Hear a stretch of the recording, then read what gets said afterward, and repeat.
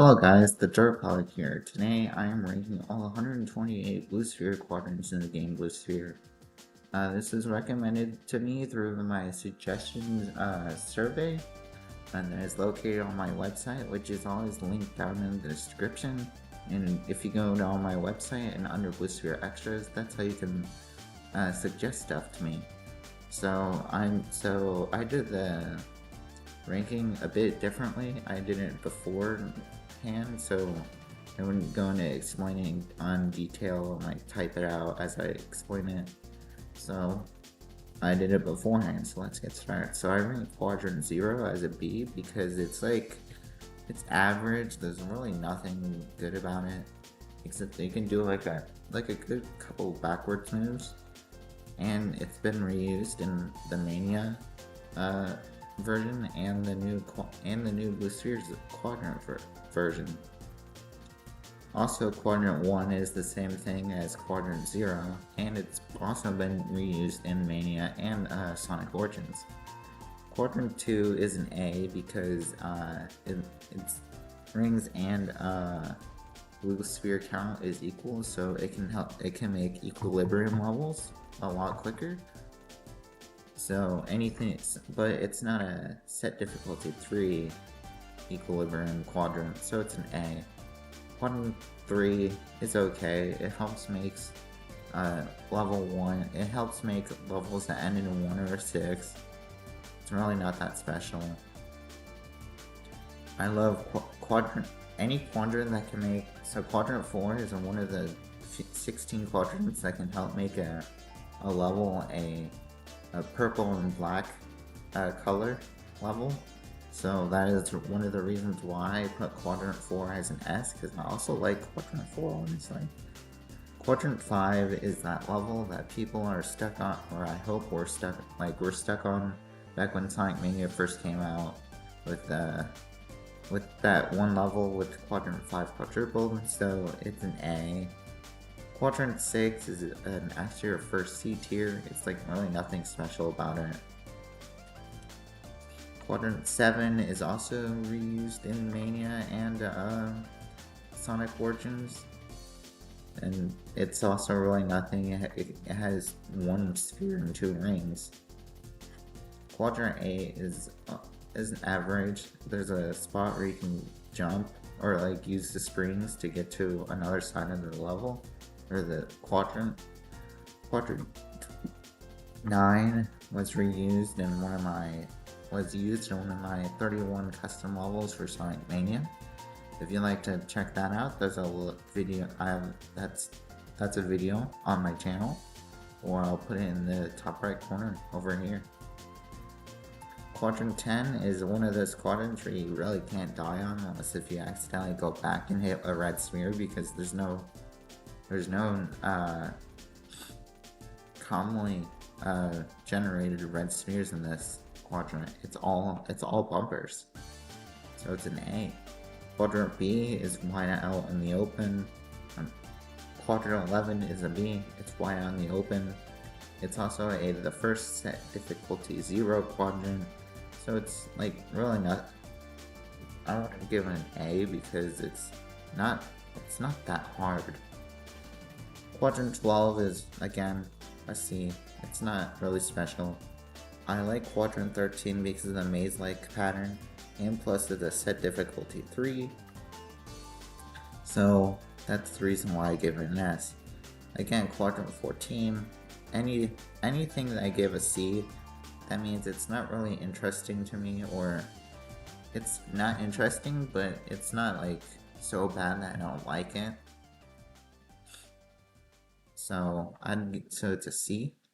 Quadrant 15 is an A because of the spiral pattern, and plus I made an achievement in my 31 custom-made achievements called "This Makes Me Sick," where you have to be level Quadrant 15 in it, and plus you can do a cool backwards moves in Quadrant 15. I like Quadrant 16 because I've reused it a couple of times in my custom-made levels, including both Sonic Mania 31 custom-made levels and my 16 intro stage levels, which is for the original Blue Sphere game. Quadrant 17 is another C. Quadrant 18 is actually one of the first few quadrants I learned how to do a very cool backwards moves on, so it's an A. Quadrant 19 is cool, it's another S. Quadrant 20 is again one of those cool backwards moves quadrants that I like. Again, quadrants 21 and 22 are not really interesting to me, so they're C's. Quadrant 23 is a zigzag, you do a zigzag pattern to get everything. So, and plus, it makes people a little bit motion sickness. Quadrant 24 is one of those few quadrants that have many rings, so that's why I like it. Quadrant 25, I like how I made a list of like entire Quadrant 25 levels called Dogs Don't Hurt You. I'm hoping that I get to play one of those levels one day on my channel. Quadrant 26, it's like a teetering on the edge of a C and D. I don't really like it, and plus, but it's okay enough that it's not a D rank. Quadrant 27 is one of the very few quadrants I don't like, just because of how complex it looks. Quadrant 28 again is a rank A because of how many rings it has. Quadrant 29 is not that interesting. Okay, the reason I rank Quadrant 30 as a C is because it has its downsides. It has a lot of rings, but it also can be quite annoying. It can either make a level go up to 300 or 400 rings, or it can make a level not hit 200 at all. And I don't really like that. Also, it's really an easy set difficulty 3 quadrant. And then Quadrant 31 is again one of those S tier ranks because it's bumpers, and plus you can do backward moves in it. Let's see, Quadrant 32, 33 are average, so there'll be Quadrant 34 is another C. I don't really care about it. Quadrant 35 is another one of those quadrants I do not like at all. Quadrant 36 is another C. I don't really care about it. Quadrant 37 is an A because I learned how to do a really cool move on that. If you want to check that out, it's in my 7 randomized Blue Sphere levels. I'll put that in the card up here. Quadrant 38 is another. 38, 39 are both average. Quadrant 40 is another one that I don't really care. So is 41. So they're both C's. Quadrant 42, the reason I said this is an A because the complex of the design, like, you need to remember which path goes where. And plus it depends on where it is in the level, so the quicker one changes every time. And that's why I like Quadrant 42 as an A. Again, 43 is a B, so is 44. 45 is an S. I like Quadrant 45. It's really fun because of the jumping you have to do. Quadrant 46 is another C. 47 is a B. 48 is an S because I really like to do backwards moves on here, and it's really fun. 49 and 50 are B and average, and plus one of the few quadrants that don't generate with a red sphere at all. Quadrant 51 is an A because it's broken in the Mania version, all because there's a 5x5 here and you can't not walk through, and when you walk through the middle, and it like only generate like 12 or 13 rings instead of all the 25. Quadrant 52 is another A1 because I used it in my 16 custom-made levels. Quadrant 53 is not that appealing to me, it's just another C. Quadrant 54 is really fun, and plus it's another set difficulty 3 quadrant, and it's a equilibrium quadrant, but when you quadruple this level you only have 4 rings and it's 4 spheres. Quadrant 55 again is not that appealing to me, so it's another C.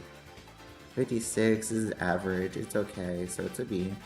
57, you can do backwards moves. The only reason why it's not an S is because of level 58 when it appears in. It makes that level a difficulty 12 instead of a max difficulty level. So that's the only reason it's an A. Again, 58 is okay. It's not appealing to me. 59 is really cool, and it only generates with naturally generates with 4 red spheres. So and plus it has the sphere total outweighs the ring total by 50 spheres. Quadrant 60, 61, I really love, especially 60 because I always do the backwards move with that 3x5 in the middle. And 61 is really cool because of this here. 62 and 63 are both average, they're B tiers. 64 I don't really care about again, so it's another C.